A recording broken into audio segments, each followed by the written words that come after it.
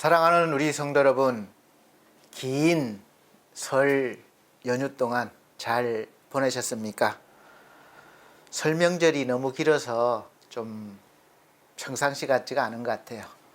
또 이렇게 명절 잘 보내시고 함께 예배 드리게 되어서 너무나 감사드리고 하나님 베푸신 은혜에 감사와 찬양과 영광을 올려드립니다.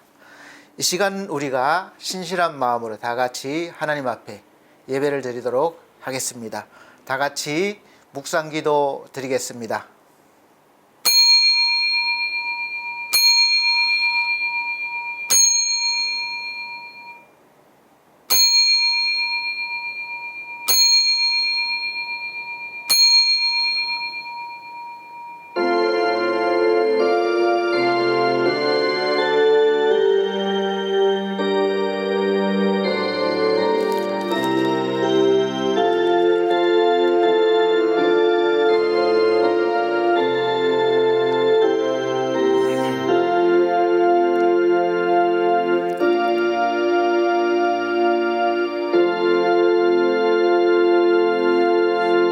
예수께서 그리스도이심을 믿는 자마다 하나님께로부터 난 자니 또한 낳으신 이를 사랑하는 자마다 그에게서 난 자를 사랑하느니라.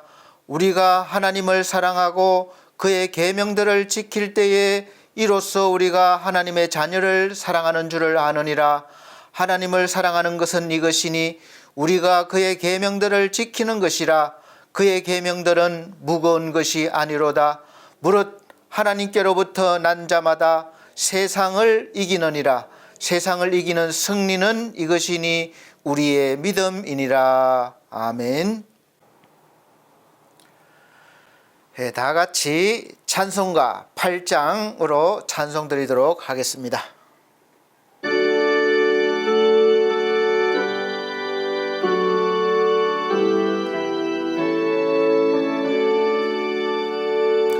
거룩 거룩 거룩 전능하신 주님, 이른 아침 오래절을 찬송합니다.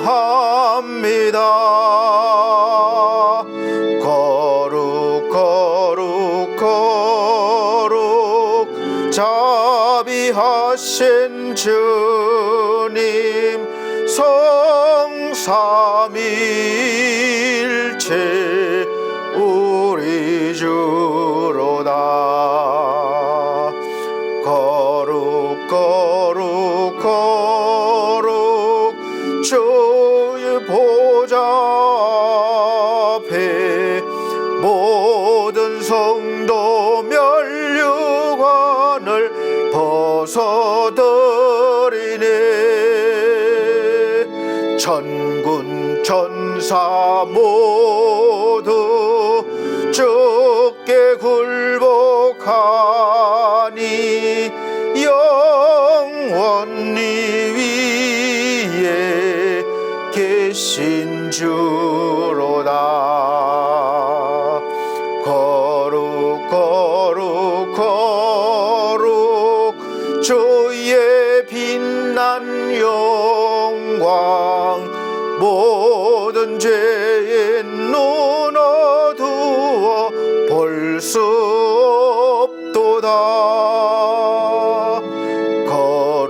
거룩하신 이가 주님밖에 없네. 온전히 전능하신 주로다. 거룩 거룩 거룩 전능하신 주님, 천지 만물 모두 주를 찬송합니다.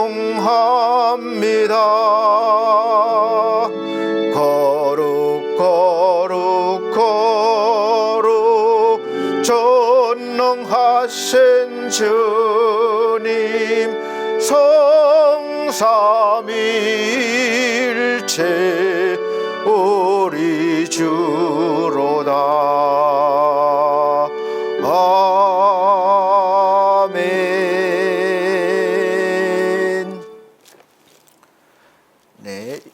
성시교독 시간입니다. 찬송가 뒤에 교독문 5번입니다. 시편 8편.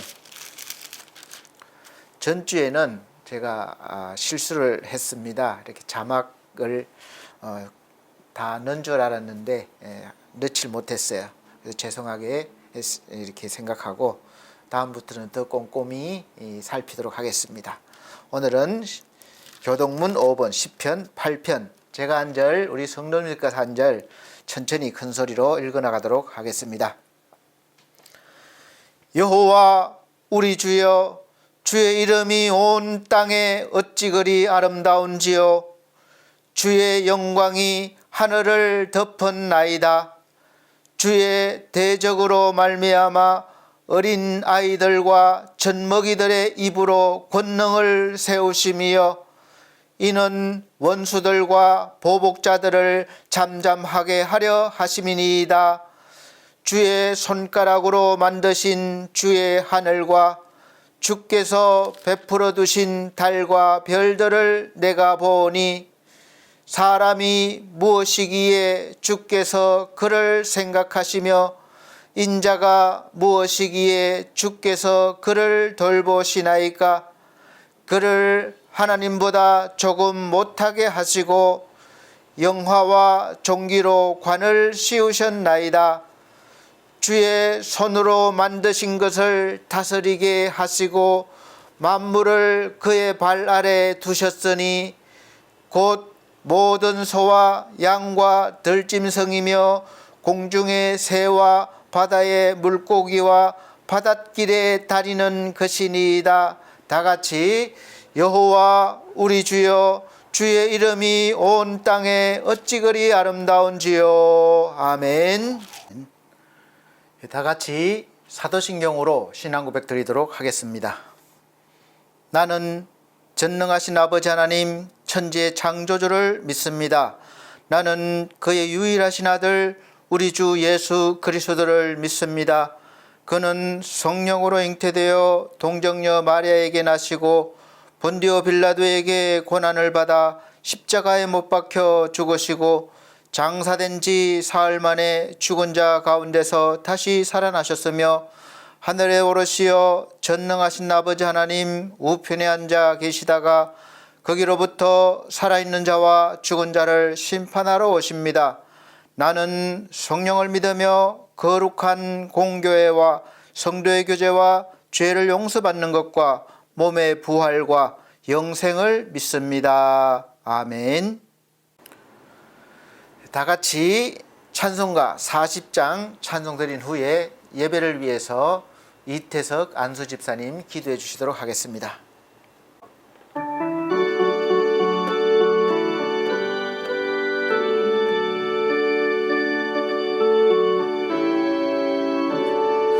찬송으로 보답할 수 없는 큰 사랑, 주님께 영광 할렐루야.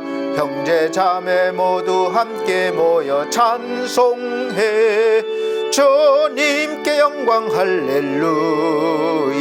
하나님의 자녀여 크게 찬송 부르며 밝고 거룩한 길로 기쁨으로 나아가 주의 보좌 앞으로 속히 들어가겠네. 주님께 영광 할렐루야. 우리 받은 주님 은혜 한량 없도다. 주님께 영광 할렐루야. 기쁜 찬송 부르면서 천국 가겠네. 주님께 영광 할렐루야. 하나님의 자녀여 크게 찬송 부르며 밝고 거룩한 길로 기쁨으로 나아가 주의 보좌 앞으로 속히 들어가겠네. 주님께 영광 할렐루야. 잠시 후에 우리 모두 주를 보겠네. 주님께 영광 할렐루야. 영광스런 보좌 위에 거룩하신 주, 주님께 영광 할렐루야. 하나님의 자녀여 크게 찬송 부르며 밝고 거룩한 길로 기쁨으로 나아가 주의 보좌 앞으로 속히 들어가겠네. 주님께 영광 할렐루야. 만국 백성 천국에서 소리 높여서 주님께 영광 할렐루야. 영원토록 주의 공로 찬양하겠네. 주님께 영광 할렐루야. 하나님의 자녀여 크게 찬송 부르며 밝고 거룩한 길로 기쁨으로 나아가 주의 보좌 앞으로 속히 들어가겠네. 주님께 영광 할렐루야. 아멘. 예배를 위해서 이태석 안수 집사님 기도해 주시도록 하겠습니다. 주는 우리의 하나님이시니 우리가 주께 감사하며 우리가 주를 높이며 송축하나이다. 아멘. 하나님 아버지, 거룩한 주일을 맞이하여 아버지께 감사 예배를 드리오니 기쁘게 받아 주시옵소서. 아멘. 한 주간 동안 알게 모르게 지은 모든 죄 예수님의 존귀하신 보혈로 깨끗이 씻으사 정결한 영을 새롭게 하시고 정결한 심령으로 예배드리게 하옵소서. 아멘. 아버지 하나님, 지난 한 주간은 설 명절 연휴로 고향에 다녀오고 부모님과 형제 자매가 모여 주님의 은혜와 아름다운 교제를 나누게 하심에 감사드립니다. 아멘. 아직도 믿지 않는 가정들, 형제 자매들 인가 기도되길 간절히 바라며 오라며 믿음 안에서 사는 가정들은 믿음의 명문가를 이루어 하나님의 영광을 위해 크게 쓰임받길 간절히 바랍니다. 아멘. 우리의 소망 되시는 하나님 아버지, 주님의 은혜 가운데 새로운 2월을 맞이합니다. 설렘과 기대와 희망으로 시작한 2025년, 새롭게 계획하는 모든 일, 사람이 마음으로 자기의 길을 계획할지라도 그 걸음을 인도하는 자는 여호와인 줄 아오니 주님의 뜻 안에서 아름답게 열매 맺게 하시옵소서. 아멘. 아버지 하나님, 국정 혼란에 빠진 이 나라, 이 민족을 굽여 살피시길 간곡히 기도드립니다.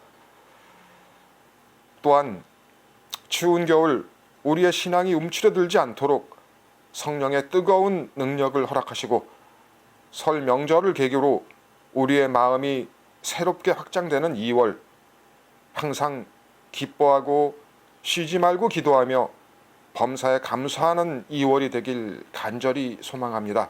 아멘. 사랑의 아버지 하나님, 말씀을 전하시는 목사님께 성령의 두루마리를 입혀주시옵고 살아 역사하시는 그 말씀을 듣고 아멘, 아멘으로 순종하는 믿음 허락하시옵소서. 아멘. 그 말씀들이 내 안에 역사하사 복음의 증인된 삶 되기를 허락하시옵소서. 온전한 예배를 위해 힘쓰시는 손길 위에 하나님의 축복이 듬뿍 임하길 바라며 길이요 진리요 생명이신 예수 그리스도의 이름으로 기도드립니다.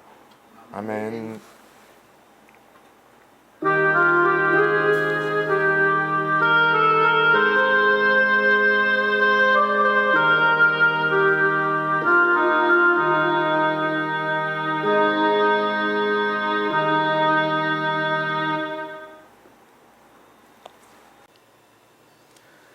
네, 감사합니다. 이 시간 하나님께서 우리에게 주시는 하늘의 양식, 생명의 양식은 신약성경 맨 마지막 성경인 요한계시록입니다. 요한계시록 1장 1절로부터 8절 말씀입니다. 천천히 제가 읽어드리도록 하겠습니다. 예수 그리스도의 계시라. 이는 하나님이 그에게 주사 반드시 속히 일어날 일들을 그 종들에게 보이시려고 그의 천사를 그 종 요한에게 보내어 알게 하신 것이라. 요한은 하나님의 말씀과 예수 그리스도의 증거 곧 자기가 본 것을 다 증언하였느니라. 이 예언의 말씀을 읽는 자와 듣는 자와 그 가운데 기록한 것을 지키는 자는 복이 있나니 때가 가까움이라. 요한은 아시아에 있는 7 교회에 편지하노니 이제도 계시고 전에도 계셨고 장차 오실 이와 그의 보좌 앞에 있는 7 영과 또 충성된 정인으로 죽은 자들 가운데에서 먼저 나시고 땅의 임금들의 머리가 되신 예수 그리스도로 말미암아 은혜와 평강이 너희에게 있기를 원하노라.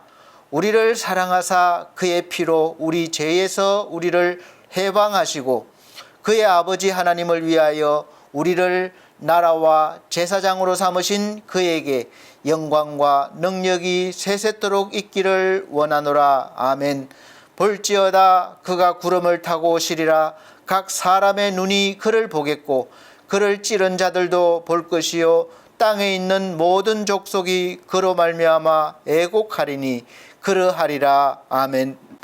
주 하나님이 이르시되 나는 알파와 오메가라. 이제도 있고 전에도 있었고 장차 올 자요 전능한 자라 하시더라. 아멘.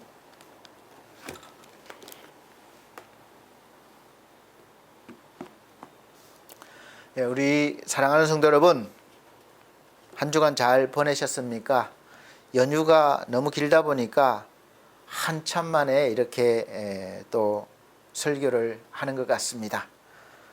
모처럼 만에 저는 제가 태어나서 처음으로 아주 여유롭게 평안하게 여유로운 시간을 보낸 것 같습니다. 오늘 하나님께서 주신 말씀으로 여러분에게 선포할 말씀 제목은 인생의 승리자가 된 사람이란 제목으로 말씀을 선포하도록 하겠습니다. 마음이 청결한 자는 복이 있나니 하나님을 볼 것이요 그 생활이 깨끗한 자는 복이 있나니 행복하여라. 마음이 깨끗하여 날마다 하나님을 만나고 마음이 청결하여 날마다 하나님과 동행하는 우리 모두가 되시기를 예수 그리스도의 이름으로 축복합니다. 오늘 말씀은 전에도 계셨고 지금도 계시고 앞으로도 계실 영원하신 하나님께서 우리를 위해서 어떤 일을 하셨는지 그것을 말씀해 주시고 있습니다. 그래서 우리가 급변하는 이 세계의 정세 속에서 우리의 정체성을 가지고 잘 믿음으로 살아야 될 것입니다. 이 세상이 늘 뉴스를 볼 때마다 너무 급변하고 있음을 알 수가 있습니다. 특히 AI는 무섭도록 발전하고 우리 삶으로 많이 스며들었고 또 앞으로도 무자비하게 엄청나게 들어올 것입니다. 그래서 인간과 또 AI의 영역이 구분이 없을 정도로 될 것입니다. 그럴 때 우리가 인간의 자리, 믿음의 자리를 어떻게 지킬 것인가 그게 중요하죠. 어떻게 우리가 인생을 성공적으로 승리자로 살아야 될 것인가. 이건 늘 우리가 가지고 있는 숙제이지만 우리는 주 안에서 이미 승리자가 되었음을 믿으시고 오늘 말씀을 잘 들어주시길 바랍니다. 우리는 늘 성공에 대한 관심이 많고 우리가 원하는 성공한 인생을 살기 위해서 무척 애를 많이 씁니다. 모두가 그토록 원하는 성공이란 인생은 승리자란 인생은 어떤 인생이겠습니까? 어떤 승리를 말하는 거겠습니까? 성경에서도 경주하는 자를 말씀하고 있고 승리자를 말씀하고 있습니다. 세상에는 한 분야에 성공한 사람들이 참 많습니다. 정치, 경제, 법조계, 예술, 사업 중 문화 모든 분야에서 자기 분야에서 성공한 사람들은 우리가 셀 수 없을 정도로 많죠. 그러나 그 한 분야에서 최고가 되고 성공했다고 하더라도 승리자가 됐다고 하더라도 그 인생 자체가 성공하고 승리자가 된 것은 아닙니다. 정치적으로 최고의 성공은 아마 대통령이라고 할 수 있습니다. 정치인들은 다 대통령이 되기를 꿈꾸겠죠.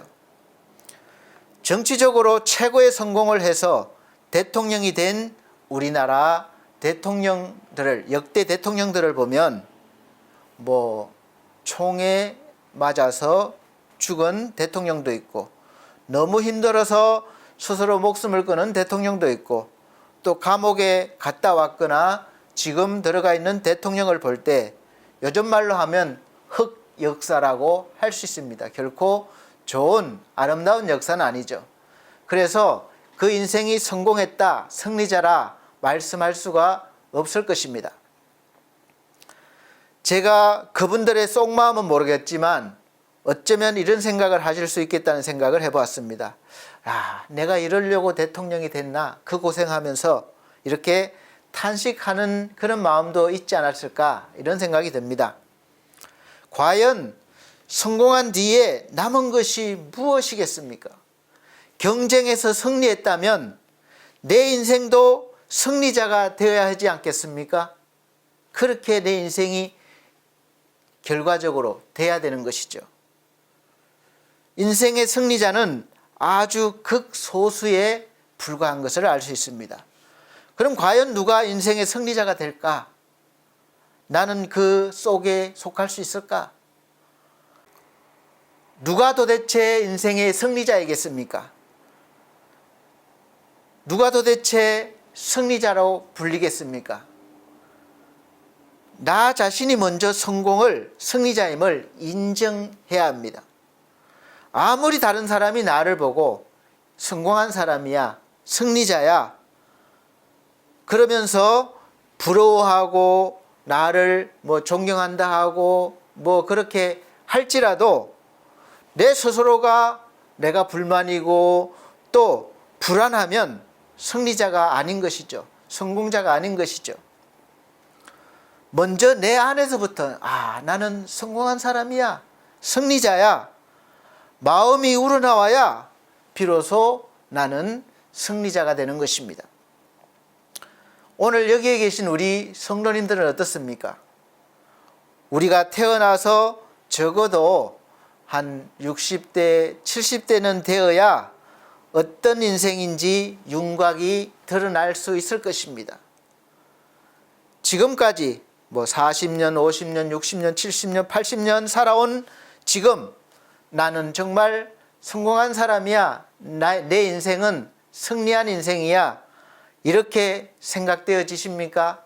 내 스스로에게 그렇게 말할 수 있습니까? 예, 나는 성공한 사람입니다 라고 하려면 반드시 이것이 있어야 합니다.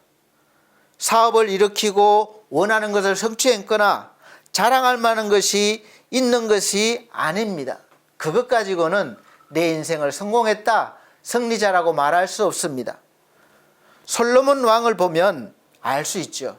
그의 인생은 그 누구보다 전무후무하게 모든 것을 가졌고 원하는 것을 위해서 살았고 성취했고 자랑할 만한 것이 많았지만 그의 인생을 우리가 믿음으로 놓고 볼 때는 성공한 인생이다 이렇게 말할 수 없습니다. 그것은 성경에서 말씀하고 있어요. 그래서 후회하면서 쓴 것이 전도서예요.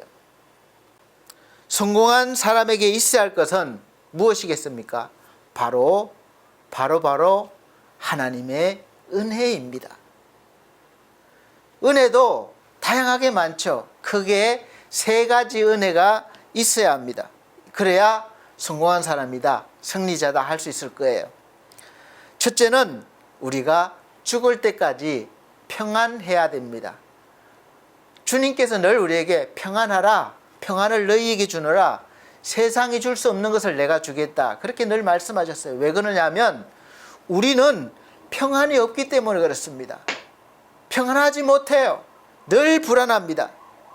내가 가지고 있는 재능으로 아무리 성공하고 출세했다 할지라도 늘 마음이 평안하지 못하고 속상하거나 불안하거나 두렵거나 불만이 있고 부러운 마음이 생기면 지금 내가 가지고 있는 이 직위와 소유와 능력에 상관없이 성공자가 아닙니다. 실패자입니다.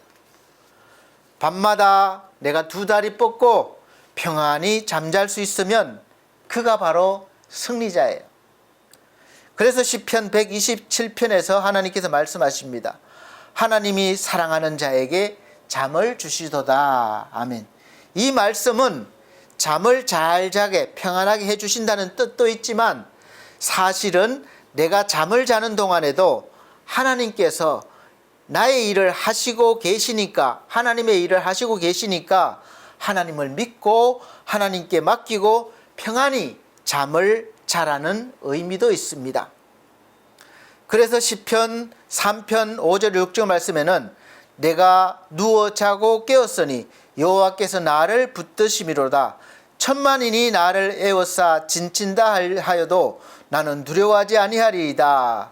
이렇게 말씀하고 있습니다. 그리고 시편 27편 3절에서도 군대가 나를 대적하여 진칠지라도 내 마음이 두렵지 아니하며 전쟁이 일어나 나를 치려할지라도 나는 여전히 태연하리로다. 아멘. 하나님을 의지하고 모든 행사를 하나님께 맡길 수 있는 사람은 아무 때나 어디서나 머리를 닿으면 잘 수 있고 밤에 두려움으로 불안으로 뒤척이지 않고 불면증에 시달리지 않고 평안하게 잠을 잘 수 있는 그 사람이 승리자입니다. 잠을 잘 못 잔다는 것을 얼마나 힘들고 괴로운 일입니까? 여러분 승리자가 되셔서 날마다 평안한 잠을 자실 수 있으시기를 바랍니다. 그래서 하나님으로부터 그래서 평안함을 얻을 수 있는 겁니다. 이것이 은혜예요. 그래서 시편 기자가 쓴 이 상황이 정말 쫓기는 상황이고 죽을 위기에 처해 있고 그런 상황에서 나온 것입니다. 내가 아무 걱정 없고 평안할 때 쓴 게 아니에요. 그러니까 하나님은 하나님을 의지할 때 어떤 상황에서든 그렇게 된다는 것을 보여주시는 것입니다. 그럼 두 번째 승리자는 누굽니까? 바로 죽을 때까지 사랑하고 사랑을 받는 사람이 승리자입니다. 나와 관계된 모든 이웃들을 우리가 하나님의 사랑으로 사랑하고 또 사랑받아야 합니다. 사람은 사랑받지 못하면 힘든 거예요. 누가 나를 사랑해주면 그것이 행복이고 그것이 힘이 됩니다. 할 수 있으면 우리는 많은 사람들을 우리가 주 안에서 사랑하고 또 모든 사람들에게 사랑을 나누고 받아야 합니다. 그래야 인생의 승리자가 될 수 있습니다. 그러나 그런 사람도 세 사람에게 사랑을 받지 못하면 천하를 얻어도 불행한 사람이요 실패자라고 할 수 있습니다. 그러면 세 사람이 누굽니까? 누굴까요? 부부간의 사랑입니다. 남편은 아내에게, 아내는 남편에게 사랑받아야 합니다. 여러분, 부부가 같이 살면서 사랑받지 못하면 불행한 거예요. 화목한 가정이라고 할 수 없습니다. 아무리 자기의 역할을 잘한다 할지라도 그런 마음이 없으면 행복하지 않습니다. 그 다음에는 부모는 자식을, 자식은 부모를 사랑하고 사랑받아야 됩니다. 부모에게 사랑받지 못한 자식, 자식에게 사랑받지 못하는 부모는 행복할 수가 없습니다. 불행합니다. 그러니까 승리자라 할 수 없습니다. 세 번째 사람은 바로 교회입니다. 교회의 공동체에서 목사님과 교우들에게 사랑받아야 됩니다. 여러분, 첫 번째 말한 남편이나 아내, 그 다음에 두 번째 말씀드린 부모나 자식, 이 두 사람에게 사랑을 받는다 할지라도 우리 예수 믿는 사람은 교회 와서 목사님에게 사랑받지 못하고 교우들에게 사랑받지 못하면 불행한 거예요. 그래서 교회를 떠돌아다니는 사람들이 얼마나 많습니까? 마음에 영혼의 상처가 있어요. 그래서 행복하지 못합니다. 그래서 온 세상을 다 얻었어도 부부간에 사랑받지 못하고 부모 자식 간에 사랑받지 못하고 교회 와서 담임 목사에게 교우들에게 사랑받지 못하면 그는 실패자라고 할 수 있습니다. 그럼 세 번째, 누가 과연 인생의 승리자이겠습니까? 죽을 때까지 사명이 있어야 합니다. 일이 있어야 돼요. 내가 할 일이 있어야 돼요. 하나님께서 나를 부르심에 대한 그런 사명, 소명이 있어야 되는 거죠. 죽는 날까지 그 일을 감당할 수 있어야 합니다. 사명이라고 하면 꼭 교회 관련된 일만이 아닙니다. 나에게 있는 재능, 내가 가진 능력을 내가 발휘할 수 있는 거예요. 정년퇴직이 있다 할지라도 그 이후에도 내가 할 일이 있어야지 행복합니다. 여러분, 내가 열심히 젊었을 때 돈 벌어놓고 내가 나이 들어서 놀면서 평안하게 지내야지. 그게 행복할 것 같습니까? 여행 다니는 것도 한두 번이지 매일매일 여행을 다닐 수 없잖아요. 그러니까 매일매일 내가 정해진 시간이나 어떤 시간에 내가 할 수 있는 그 일을 하는 것이 즐거움입니다. 소망이 있는 거죠.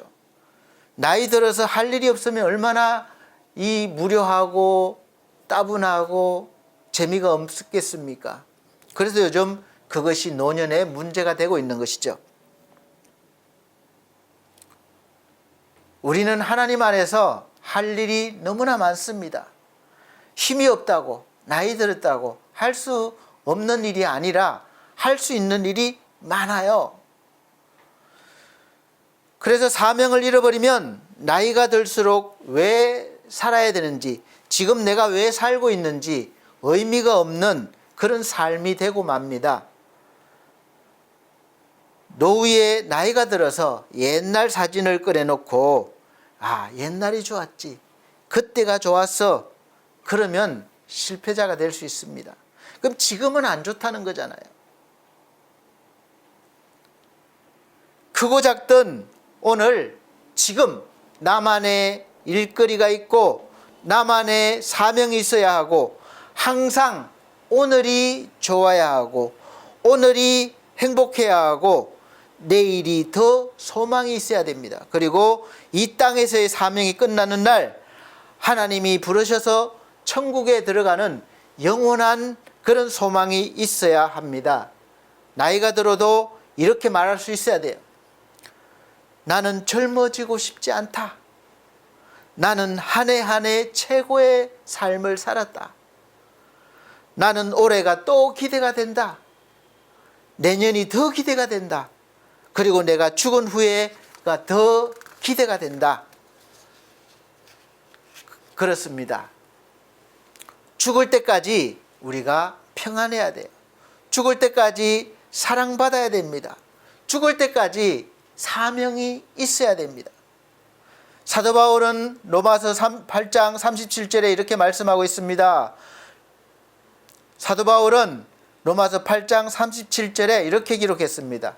그러나 이 모든 일에 우리를 사랑하시는 이로 말미암아 우리가 넉넉히 이기느니라. 아멘. 지금 우리가 당하고 있는, 겪고 있는, 마음으로 당하는 어떠한 어려움이나 고통이나 아픔이나 또 현실적으로 경제적으로 힘든 그 모든 일에 우리가 넉넉히 이긴다는 말씀입니다. 할렐루야. 그러므로 우리 사랑하는 반석교회 성도 여러분, 평안하시길 바랍니다. 사랑받기를 원합니다. 끝까지 사명이 있으시기를 바랍니다. 사랑하시는 이 우리 하나님으로 말미암아 올 한 해 우리에게 주어진 인생, 삶, 2025년도를, 오늘을, 내일을, 이 한 해를 넉넉히 이기시기를 예수 그리스도 이름으로 축복합니다. 저도 그랬었고 많은 사람들이 사실 요한계시록은 아주 난해해서 함부로 해석하면 안 된다는 그런 책이라고 생각하고 있습니다. 기피하기도 합니다. 그럴 수도 있습니다. 그러나 또 오해도 있어요. 요한계시록은 당대에 고난받는 성도들을 비롯하여 모든 세대의 성도들에게 과거에 일어난 일과 오늘에 일어난 일과 미래에 일어날 일들에 대해서 가르쳐주고 있습니다. 이것을 계시라고 합니다. 숨겨진 일을 드러낸다는 뜻이에요. 우리 스스로는 알 수 없고 하나님께서 열어주셔야 우리가 볼 수 있다는 겁니다.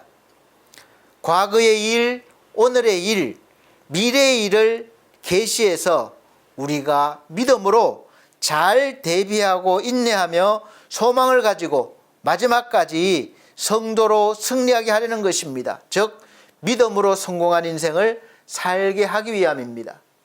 여러분, 요한계시록 어떤 특정 구절만 가지고 거기에 집착해서 그렇게 되면 엉뚱한 방향으로 나갈 수 있습니다. 현실을 무시하고 앞으로 올 삶에 대해서 너무 집착하면 불행한 삶이에요. 가장 중요한 것은 사실 오늘입니다. 오늘 내가 구원받아야 하나님 품에 안길 수 있고, 오늘 내야 말씀 안에 있어야 충만하게 살 수 있고, 오늘 내가 행복해야 행복한 것입니다. 내일을 위해서 오늘 늘 불행하게 살면 불행한 인생이 되는 거죠. 여러분, 내일 올지 안 올지 모르는데 오늘 내일을 위해서 불행하게 불안하게 살면 되겠습니까?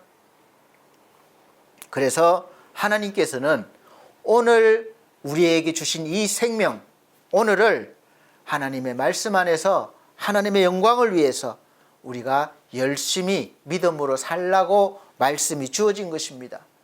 오늘 내가 확신하고 오늘 내가 주 안에 있으면 그건 영원한 것입니다. 이것이 영원으로 이어지는 거예요. 내가 오늘 막 살다가 내가 나이 들어서 죽기 전에 예수 믿겠다. 정말 어리석은 것이죠. 바로 오늘이 항상 영원으로 우리가 이어진다는 것을 잊지 마시길 바랍니다. 오늘 본문 말씀에 보면 예수 그리스도의 계시라 이는 하나님이 그에게 주사 반드시 속히 일어날 일들을 그 종들에게 보이시려고 그의 천사를 그 종 요한에게 보내어 알게 하신 것이라. 아멘. 이렇게 말씀하고 있습니다. 그리고 3절에 이 예언의 말씀을 읽는 자와 듣는 자와 그 가운데 기록한 것을 지키는 자는 복이 있나니 때가 가까움이라. 여기 말씀을 보면 이 말씀 곧 계시의 말씀을 읽는 자와 듣는 자와 지키는 자가 복이 있다고 말씀하고 있습니다. 그럼 여기에서 말씀하시는 그 복이 무엇일까요? 여기서 말씀하시는 복은 다름이 아니라 인생에서의 승리를 말씀하고 있습니다. 그래서 요한계시록은 승리한다, 이긴다 라는 단어가 자그마치 17번 정도나 나옵니다. 이 승리한다, 이긴다는 말은 헬라어 원어는 리카오라는 말인데 리카오에서 파생되어 나온 것이 바로 나이키. 나이키는 그리스도 신화에서 승리의 신을 뜻합니다. 여러분 운동화 나이키 유명하죠? 그 단어가 바로 거기에서 나온 겁니다. 승리, 이긴다는 뜻이에요. 이 단어가 요한계시록에 17번 나오는데 세 구절만 찾아보면 요한계시록 3장 21절에는 이기는 그에게는 내가 내 보좌에 함께 앉게 하여 주기를 내가 이기고 아버지 보좌에 함께 앉은 것과 같이 하리라. 아멘. 요한계시록 6장 2절 말씀에 이에 내가 보니 흰 말이 있는데 그 탄 자가 활을 가졌고 면류관을 받고 나아가서 이기고 또 이기려고 하더라. 여기서는 예수님을 말씀하고 계시죠. 우리가 예수님과 함께 이기고 또 이긴다는 말씀입니다. 요한계시록 17장 14절 말씀은 그들이 어린 양과 더불어 싸우려니와 어린 양은 만주의 주시오 만왕의 왕이시므로 그들을 이기실 터이요 또 그와 함께 있는 자들 곧 부르심을 받고 택하심을 받은 진실한 자들도 이기리로다. 아멘. 여러분 여기서 부르심을 받고 택하심을 받은 자들이 진실한 자들이 누굽니까? 바로 예수 그리스도 안에 있는 사람들입니다. 즉 성도들이죠.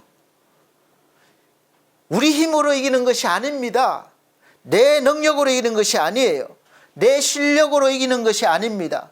우리를 사랑하시고 함께 하시는 예수 그리스도로 말미암아 우리는 주님과 함께 이기는 거예요. 우리를 이기게 해주시는 거예요. 주님이 이기셨기 때문에 주 안에 있는 저와 여러분들은 자연스럽게 승리자가 되는 것입니다. 이것이 은혜예요.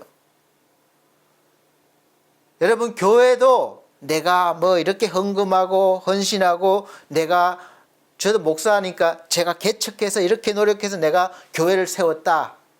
그렇지 않습니다. 교회도 하나님이 세워주시고 이기게 해주신다는 것을 잊지 마시기를 바랍니다. 저도 잊지 않아요. 내가 열심히 해서 이기는 게 아닙니다. 내가 열심히 해서 교회를 세워나가는 게 아니에요. 하나님께서 세워주시고 하나님의 능력으로 이기게 해주십니다. 솔로몬이 하나님의 성전을 너무 아름답게 위대하게 건축했을 때 성전 앞에 큰 기둥을 2개 세웠습니다. 그 이름이 야긴과 보아스라는 이름이에요. 기둥이. 솔로몬 왕이 진두지휘했습니다. 아버지 다윗 때부터 모든 건축 자료를 준비해서 성전을 멋지게 아름답게 세웠어요. 그래서 너무나 그렇게 좋게 세웠지만 성전의 앞에 있는 야긴과 보아스의 뜻은 이렇습니다. 오른쪽은 야긴이라고 하는데 저가 세우리라는 뜻이 있고, 왼쪽은 보아스인데 그에게 능력이 있다라는 뜻이 있습니다. 그러니까 솔로몬이 모든 것을 이렇게 지휘해서 세웠지만, 즉 하나님의 능력으로 하나님이 세우신다는 뜻이 있습니다. 역대하 3장 17절 말씀입니다. 그 2 기둥을 성전 앞에 세웠으니 왼쪽에 하나요 오른쪽에 하나라. 오른쪽 것은 야긴이라 부르고 왼쪽 것은 보아스라 불렀더라. 아멘.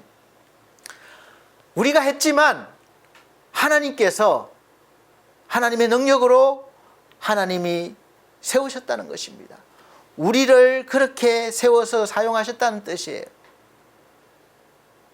예수를 믿는 사람은 약하든지 강하든지 부자든지 가난하든지 하나님께서 하나님의 능력으로 하나님이 그 인생을 세워나가셔서 승리하게 하신다는 것을 믿으시기 바랍니다. 오늘 말씀에도 있지 않습니까? 우리를 어떻게 하셨다고 그랬나요? 우리를 그의 나라와 제사장으로 세웠다는 거예요. 우리가 바로 하나님의 나라입니다. 여러분, 하나님의 나라가 여기 있다 저기 있다 아니에요. 우리에게 임해 있습니다. 그래서 저와 여러분들이 하나님의 나라들이에요. 제사장들입니다. 이 속에서부터 하나님의 나라와 하나님의 제사장이 일어나서 하나님 앞에 설 수 있어야 됩니다. 우리 힘으로는 안 되는 것이죠. 그래서 예수 그리스도 안으로 우리가 들어가는 것입니다.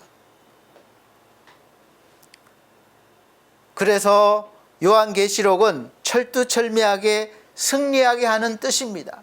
믿음 안에 산 자들, 성도들이 승리하게 만드는 책이에요. 요한계시록의 말씀을 잘 읽고 듣고 지키면 승리하는 것입니다. 그렇다고 해서 우리가 인생에서 승리가 그냥 주어지는 것은 아닙니다. 아무 수고를 하지 않고 아무런 노력도 없이 이길 수는 없는 것이죠. 우리가 은혜를 받았다고 해서 가만히 있다고 되는 것이 아닙니다. 예수 그리스도의 영, 성령께서 우리와 함께 하시고 우리 앞서 싸워주시고 도와주시고 우리로 하여금 이기게 하시는 줄로 믿으시길 바랍니다. 내가 예수의 이름으로 무언가를 할 때, 기도를 하든 어떤 일을 하든 무엇을 할 때 이기게 해주신다는 거예요. 그냥 가만히 있지 말라는 것입니다. 내가 누워있더라도 기도를 할 수 있는 능력이 있습니다. 내가 가진 게 없어도 무엇이라도 할 수 있는 능력이 있습니다. 그래서 우리가 오늘 나에게 주어진 삶을 하루하루를 주 안에서 예수의 이름으로 그렇게 살아가야 됩니다. 그래서 승리자가 되는 것이죠. 승리자가 되기 위해서는 우리는 이 땅에서 살아가는 동안 크게 세 가지와 싸워야 합니다. 첫째는 나와의 싸움에서 이겨야 돼요. 두 번째는 세상과의 싸움에서 이겨야 합니다. 세상에서 자기의 재능을 발휘하기 위해서 실력을 쌓아야 되는 것이죠. 세 번째는 마귀와의 싸움에서 이겨야 합니다. 악한 영들과의 싸움에서 이겨야 한다는 것을 말씀드립니다. 오늘은 제일 중요한 싸움을 먼저 말씀드리겠습니다. 첫째, 나와의 싸움에서 승리해야 됩니다. 자신과의 싸움에서 승리해야 되는 것이죠. 어쩌면 나와의 싸움이 세상에서 가장 어렵고 힘든 싸움일 수 있습니다. 나와의 싸움에서 지면 세상 어떤 싸움에서도 이길 수 없어요. 그러므로 먼저 나와의 싸움에서 이겨야 하는데, 나와의 싸움에서는 두 가지의 적이 있는데 하나는 자존심이고 하나는 죄성입니다.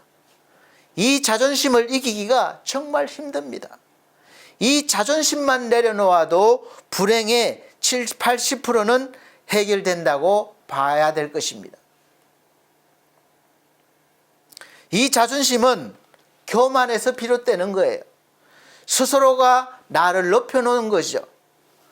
스스로가 나를 높여놓아서 그에 준하는, 그에 합당한 대접을 인정을 받지 못한다고 여겨지면 스스로 힘들어하고 고통스러워하고 때로는 다른 사람에게 화살을 돌립니다. 자존심을 세우면 세울수록 불행해지는 것이죠. 저처럼 어떤 분야의 전문가들은 자존심이 셉니다. 그래서 자존심 때문에 무너지는 경우가 많습니다. 내가 잘 대해줬는데 조금만 자기가 서운한 게 있으면 목사가 그래서 되겠느냐? 목사가 왜 그러냐? 그러면 다른 건 몰라도 거기에서 자존심이 상합니다. 자존심이 죽어야 평안하고 자존심이 죽어야 행복해질 수 있습니다. 그런 이 자존심을 어떻게 죽일 수 있습니까? 어떻게 죽이고 이길 수 있습니까? 이것이 바로 우리의 문제죠. 고민이죠. 우리는 이 자존심을 이겨내야 합니다. 그리고 이 자존심보다 더 강한 적이 있는데 바로 죄성이라는 거예요. 이 죄성은 우리가 태어날 때부터 가지고 태어난 것입니다. 아담과 하와 범죄한 그 조상의, 우리 인류 조상의 우리가 후손이기 때문에, 육의 후손이기 때문에 그렇습니다. 그래서 그 문제를 해결하려고 예수께서 오신 것입니다. 그래서 예수 십자가의 대속을 믿음으로 우리가 이제 그 문제를 해결받았습니다. 해결받는 것이 아니라 해결받았어요. 그래서 우리는 이제 죄 가운데 속하지 않은 자가 됩니다. 의롭다함을 인정받았습니다. 누구에게? 하나님께. 그래서 하나님의 자녀가 된 것이죠. 세상 사람들에게 인정받으려고 하지 마세요. 하나님께 인정받으면 된 것입니다. 그리고 나서 이제 그 능력이 나와서 우리가 사는 거예요.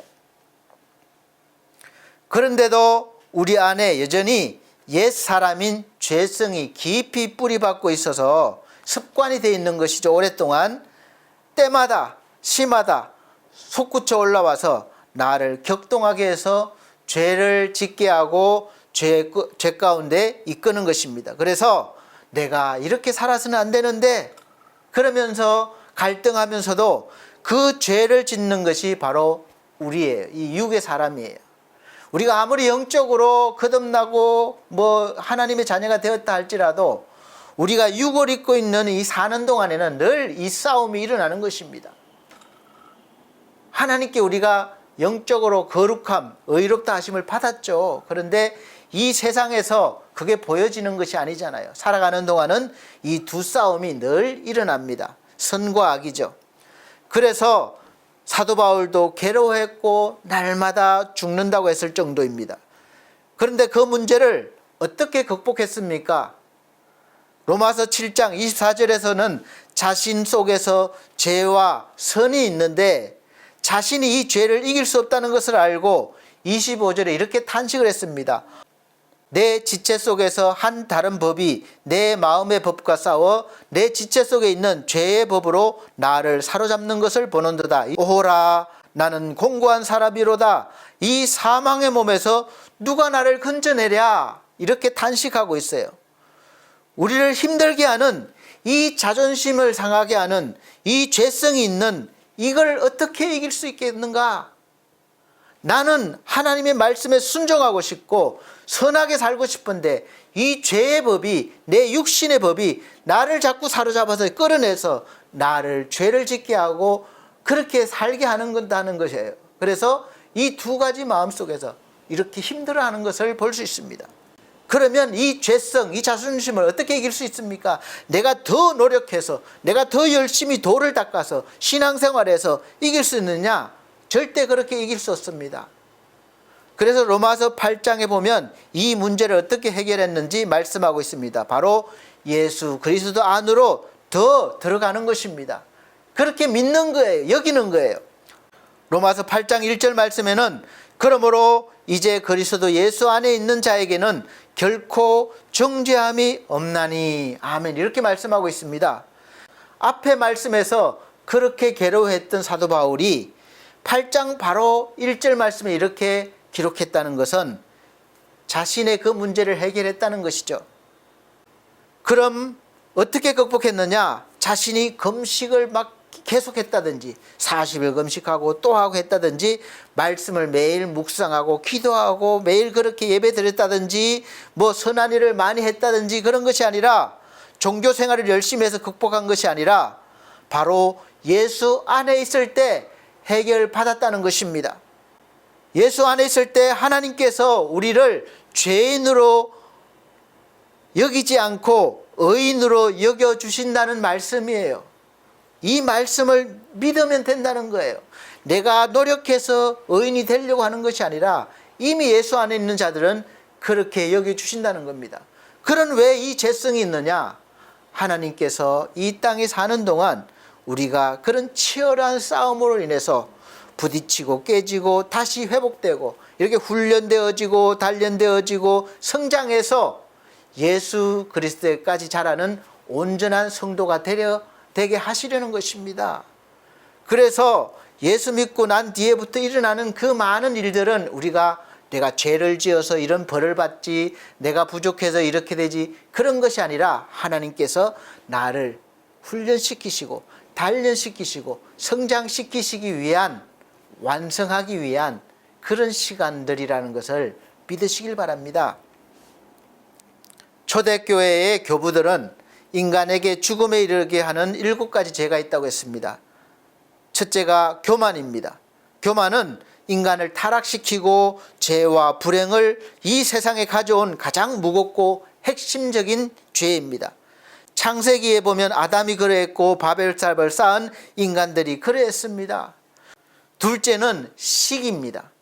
시기심이 많은 자는 늘 자신이 가지지 않은 것보다 상대가 가진 것을 의식하고 불편해합니다.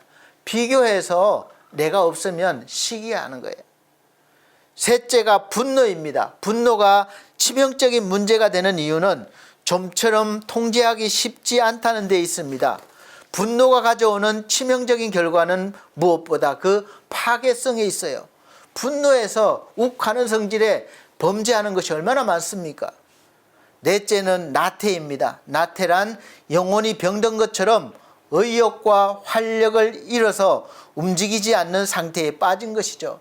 아무것도 믿지 않고 신경 쓰지 않고 알려고 추구하지 않고 간섭하지 않고 즐기지도 않고 사랑하지도 않고 미워하지도 않고 무엇을 위해 살아야 할지 아무것도 없어요. 또 죽어야 할 어떤 이유도 없기 때문에 그저 살아있는 죄라고 세이저는 정의하였습니다. 다섯째는 탐욕입니다. 늘 만족을 모르는 재물에 대한 욕구예요. 가지고 또 가지고 싶어요. 여섯째는 탐식입니다. 에바그리우스는 탐식이 가장 낮은 수준의 마귀로 말미암은 것이지만 극복하기는 가장 힘든 것으로 보았습니다. 탐식의 본질은 음식을 통해서 삶의 즐거움을 찾는 거예요. 여러분, 우리 여행 가도 맛있는 걸 먹어야 즐겁지, 뭐 굶거나 아니면은 그냥 별로 맛있는 것도 아닌 그런 것을 먹기 위해 여행합니까? 그렇지 않잖아요. 경치 보는 것도 중요하지만 거기서 일반적으로 맛보지 못한 아주 특별한 그런 맛있는 것을 먹어본다는 것이 즐거움이죠. 일곱째는 정욕입니다. 정욕은 통제할 수 없는 과도한 성적 욕망, 탐식과 함께 정욕은 육체적인 욕망으로서 사람에게 가장 기본적인 죄이기 때문에 시기나 분노와 같은 영적 악들이 사라진 뒤에도 남는다고 보았습니다. 말씀드린 교만, 시기, 분노, 나태, 탐욕, 탐식, 정욕은 우리 사람들마다 각자 다 다르지만 자주 반복해서 넘어지는 이 죄성이 있는 것입니다. 이것엔 강하지만 이것엔 약하고 그렇잖아요. 다 강할 수는 없습니다. 사람마다 약한 부분이 있는 것입니다. 그래서 늘 날마다 나는 거기에 넘어지는 것입니다. 다윗은 정욕으로 넘어졌고 가룟 유다는 탐욕으로 넘어졌습니다. 그럼 오늘 나는 무엇으로 흔들리고 괴로워하고 넘어집니까? 그래서 자기를 알아야 합니다. 어떤 부분이 약한지 알아야 돼요. 나와의 싸움에서 이 자존심과 죄성을 이길 수 있어야 합니다. 어떻게 이깁니까? 바로 십자가를 바라보고 붙잡는 것입니다. 십자가를 바라보는 것은 액세서리처럼 달고 다니는 게 아니에요. 거기에 달리신 예수 그리스도를 바라보고 그가 한 일을 기억하고 믿으라는 것입니다. 내가 다시 십자가 앞에 서면 자존심을 세울 수가 없습니다. 나는 이미 죽었어야 하는 죄인입니다. 그래서 나는 아무것도 아닙니다. 한없이 비천한 자이에요. 벌레보다도 못한 나입니다. 그런데 십자가 대속의 은혜로, 하나님의 은혜로 내가 다시 살아났고 사람다운 사람이 되었고 하나님의 자녀가 된 것입니다.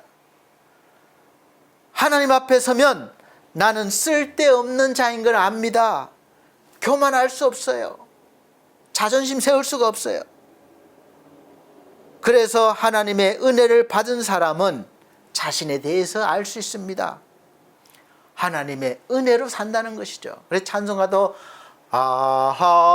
하나님의 은혜로 있을 데 없는 자 왜 구속하여 주는지 나는 알 수 없도다. 내가 믿고 또 의지함은 내 모든 형편 아시는 주님 늘 돌보아 주실 것을 나는 확실히 아네. 우리가 이 찬송을 부르잖아요. 쓸데없는 자가 구원받은 것을 알 수 없는 것은 하나님의 은혜예요.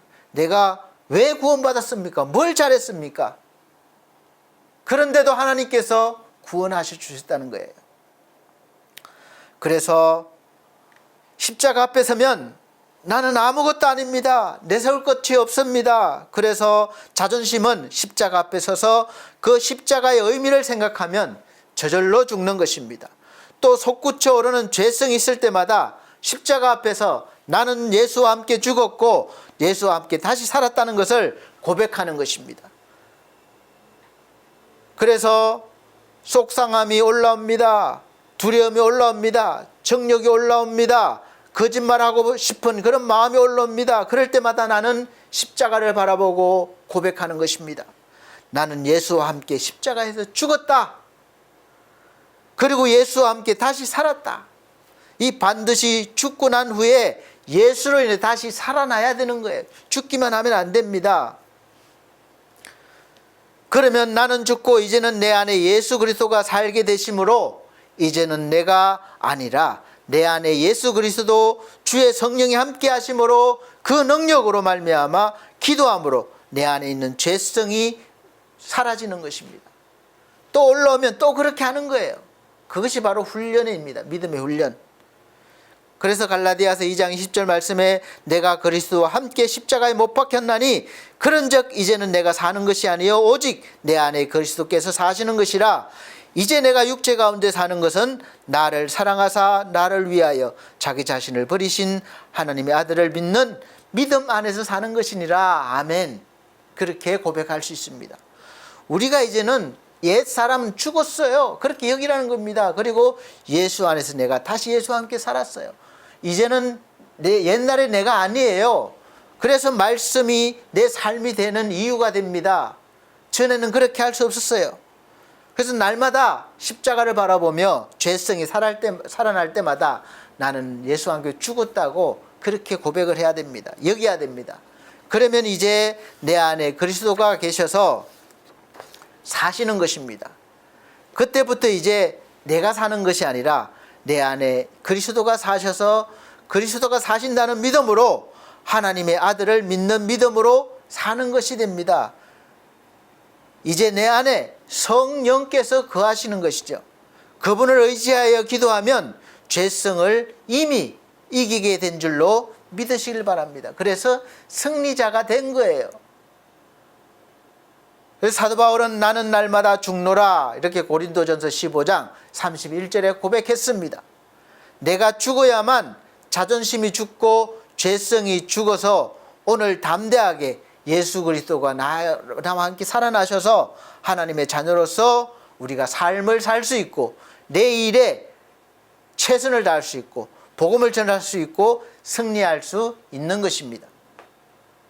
날마다 십자가를 붙드시고 자존심과 죄성을 이기셔서 하나님께 칭찬받는 자신을 이기는 사람, 그런 사람이 되셔서 인생 승리자가 되시기를 예수 그리스도 이름으로 축복합니다. 기도드리겠습니다. 우리 하나님 감사합니다.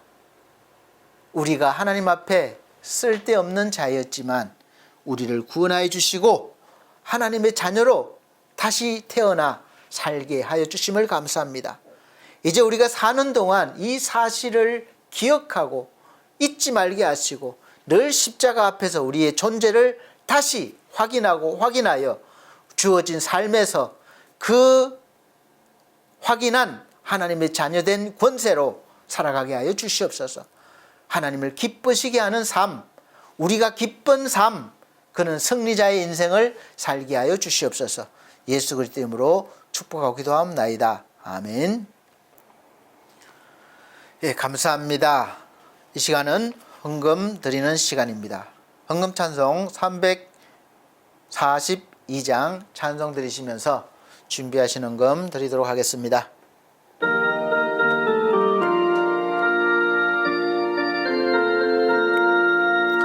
너 시험을 당해 죄 짓지 말고 너 용기를 다해 곧 물리치라.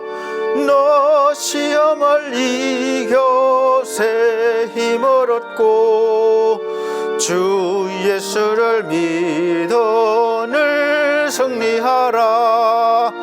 우리 구주의 힘과 그의 위로를 빌라. 주님 내 편에 서서 항상 도우시리. 내 친구를 삼가 잘 선택하고 너 은행을 삼가 늘 조심하라. 너 열심을 다해 늘 충성하고 온 정성을 다해 주 봉사하라. 우리 구주의 힘과 그의 위로를 빌라. 주님 내 편에 서서 항상 도우시리. 잘 이기는 자는 상 받으리니 너 낙심치 말고 늘 전진하라. 내 구세주 예수 힘 주시리니 주 예수를 믿어 늘 승리하라. 우리 구주의 힘과 회로를 빌라 주님 내 편에 서서 항상 도우시리. 아멘. 드려진 헌금을 위해서 기도드리겠습니다. 전주에 드린 헌금은 자막으로 올려드리고 있습니다. 사랑이 많으신 우리 아버지 하나님, 우리 사랑하는 주의 자녀들이 성실히 살고 날마다 감사하며 살아 하나님 앞에 나올 때에 10의 1조를 드리며 감사헌금을 드리며 또 이모저모로 하나님 앞에 드렸습니다. 귀한 마음 받아주시고 귀한 손길들 우리 하나님 날마다 하나님의 자녀된 권세로 살아갈 수 있도록 큰 은혜 베풀어 주시고 능력을 더하여 주시옵소서. 날마다 기쁨으로 승리한 삶을 살게 하여 주옵소서. 예수 그리스도 이름으로 축복하고 기도합나이다. 아멘. 예, 감사합니다. 교회 앞에 교회 소식 전해드립니다. 첫 번째는 올해 2025년도 교회 표어는 기뻐하고 기뻐하는 삶입니다. 빌립보서 4장 4절 말씀입니다. 두 번째는 매주 주일 오전 11시 예배를 현장 예배와 영상 예배로 드리고 있습니다. 꼭 함께 오시면 더 좋고 또 사정이 있어서 오시지 못하면 영상으로 미리 잘 준비하셔서 예배를 드려주시기를 바랍니다. 세 번째, 성도들의 가정과 직장과 사업을 위해서 기도해 주시기를 바랍니다. 그리고 몸과 믿음이 연약한 우리 성도들 위해서 기도해 주십시오. 또 건강 회복을 위해서 우리 지상준 청년과 또 우리 권만섭 성도님 그리고 천성중앙교회 담임 목사님 위해서 기도해 주시기를 바랍니다. 그리고 반석교회와 미디어 홈페이지를 위해서 기도해 주시고 협력해 주시길 바랍니다. 또 우리 엘피스 재가복지센터를 위해서 기도해 주세요. 그리고 우리 수급자 어르신들이 구원받도록 또 우리 가족분들 또 요양선생님들 가족분들을 위해서 기도해 주시고 이 센터 어르신들이 많이 오시도록 기도해 주시고 발굴도 해 주시길 바랍니다. 우리 엘피스 홈케어가 이 교회와 이 사업을 위해서 센터를 위해서 세워졌는데 형통하게 되어서 하나님 영광과 구원을 위해서 쓰임받는 기업이 되도록 기도해 주십시오. 그리고 이 모든 홈페이지를 제작해 주시고 관리해 주시고 운영해 주시는 디온 김성곤 대표님과 가족과 또 사업을 위해서 기도해 주시기를 바랍니다. 네 번째, 늘 푸른 요양원에서 오후 예배를 인도하고 있습니다. 거기 계신 어르신들과 또 원장님, 직원분들을 위해서 기도해 주시고 운영을 위해서 기도해 주시기를 바랍니다. 나라와 민족을 위해서 기도해 주십시오. 속히 이 정치적인 상황이 안정이 되고 또 경제가 회복되어지고 우리가 복음을 열방으로 전할 수 있는 든든한 나라로 세워달라고 기도해 주시기를 바랍니다. 다섯 번째, 설 명절과 연휴 하나님의 은혜로 잘 보내셨죠? 잘 보냈습니다. 하나님께 감사를 드립니다. 늘 또 건강 잘 지키시고 다음 주 건강한 모습으로 기쁜 모습으로 뵙겠습니다.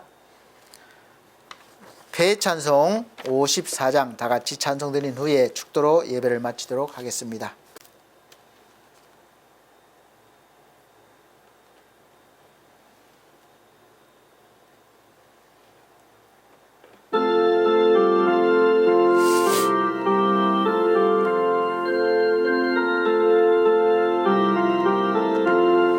주여 복을 구하오니 편히 가게 하시고 사람마다 주 은혜로 이기도록 하시고 광야 같은 세상에서 항상 인도하소서.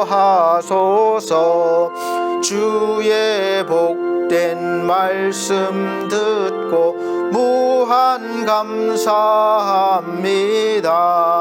구원받은 주의 성도 열매 맺게 하시며 하나님이 우리 함께 항상 계시옵소서. 아멘.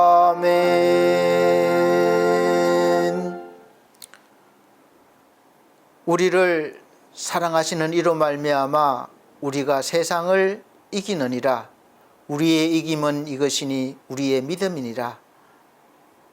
하나님께서 말씀하셨습니다. 우리 하나님, 우리가 하나님의 자녀된 믿음으로 날마다 승리자로 살게 하여 주시옵소서.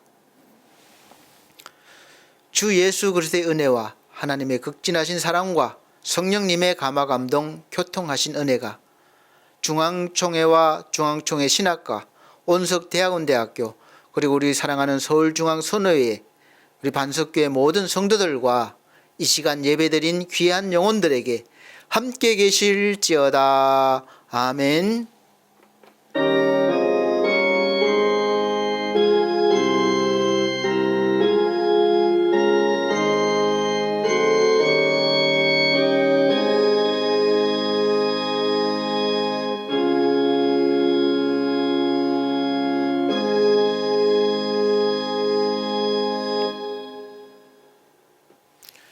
감사합니다. 하나님께 영광 올려드립니다. 다음 주 뵙겠습니다.